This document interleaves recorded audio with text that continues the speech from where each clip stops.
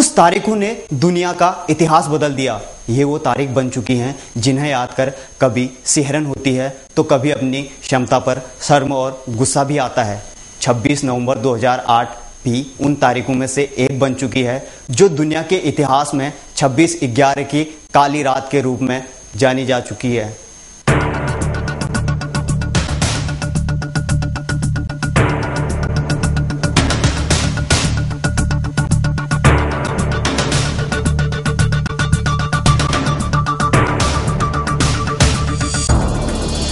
इस दिन दुनिया गवाह बनी खून से सने मासूम लोगों के लाशों के बीच गोलियों की बौछारों से फर्श पर टूटते कांच के टुकड़ों की।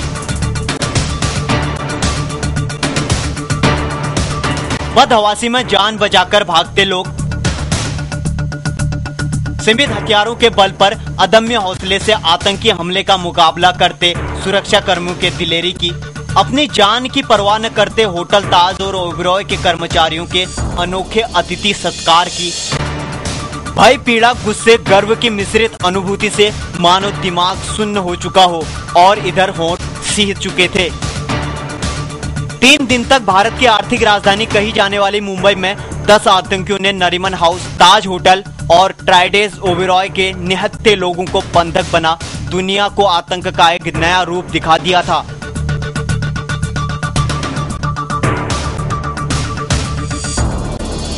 जिसे अमेरिका से ब्रिटेन, रोम, लंदन से लेकर ऑस्ट्रिया तक बैठे लोग सिसर उठे थे। इस बार आतंकियों ने छुपकर बम धमाके करने के बजाय सीधे भारत की आत्मा पर ही हमला कर दिया। आतंकवाद के इस नए तरीके ने दुनिया भर को हिलाकर रख दिया था।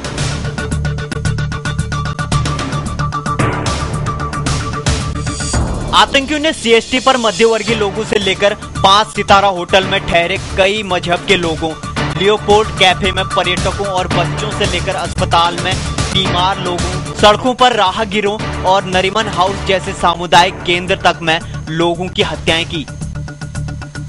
इजराइल के अलावा और भी बहुत से देशों के नागरिकों के साथ समाज के हर वर्ग, पुलिस, दमकल कर्मियों, डॉक्टर्स और सफाई कर्मियों तक को गोलियों से छलनी कर दिया गया।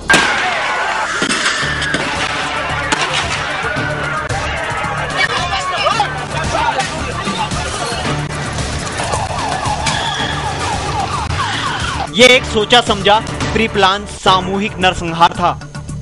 इसमें किसी भी तबके को नहीं बख्शा गया था। आतंकी युद्ध में निपुण और पाक में बैठे आकाओं की सरपरस्ती में मानव के दुश्मनों के हर कदम पर सुरक्षा बलों का कड़ा विरोध किया। इस पूर्व नियोजित हमले से सन्न मुंबई के ऐसे बहुत से लोग हैं जो इस हमले में गोली खाकर बच तो गए, यहाँ तक गोलियों के घाव भी भर गए, लेकिन उनकी आत्मा पर लगे जख्म शायद ही कभी भर पाएंगे। इस हमले की याद में अभी भी समय मानो ठहर सा जाता है,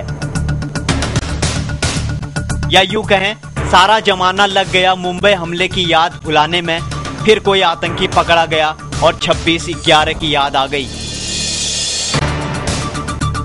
इस त्रासदी की याद हमेशा हर हिंदुस्तानी के दिल में रहेगी।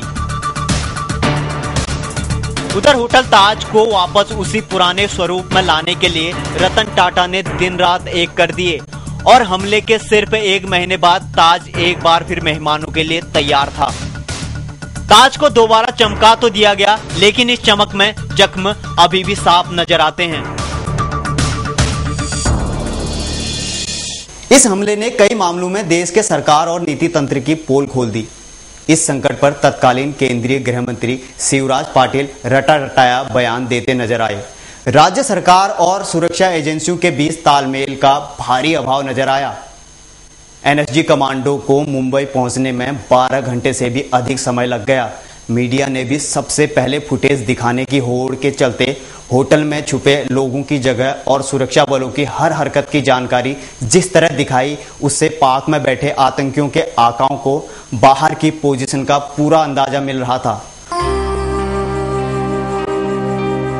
पर इसी अफरा तफरी में कई बहुत से वाकये ऐसे भी मिले जो मानवता की मिसाल बने और घोर संकट में नेतृत्व करने वाले कुछ चेहरे भी सामने आए। चाहे वो घायलों को अस्पताल पहुंचाने वाले आम लोग हों या गोलियों की बौछारों में लोगों को आश्रय देने के लिए अपने घर दुकानों में शरण देने वाले मुंबईकर। एकमात्र जिंदा पकड़े गए आतंकी आमिर अजमल कसाब को रोकने वाले शहीद तुकाराम आमले, होटल ताज के कर्मचारी जिन्होंने अपनी जान की बाजी लगाकर अपने मेहमानों को सुरक्षित निकालने में मदद की। ऐसे सैकड़ों उदाहरण मिलेंगे जो दर्शाते हैं कि आतंकियों के खौफनाक मंसूबों पर आम आदमी का हौसला भारी पड़ा। दुख कितना भी बड़ा क्यों न हो, वो गुजर ही जाता है, लेकिन इतिहास साक्षी है गलत इरादों पर मानवता के बुलंद हौसले ने हमेशा विजय पाई है।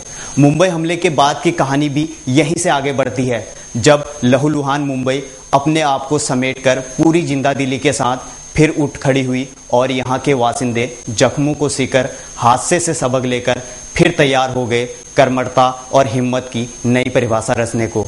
आज सुदर्शन न्यूज सलाम करता है उन शहीदों को जिन्होंने देश की सुरक्षा के लिए अपनी जान की परवाह न कर इतिहास के पन्नों में हमेशा के लिए अमर हो गए।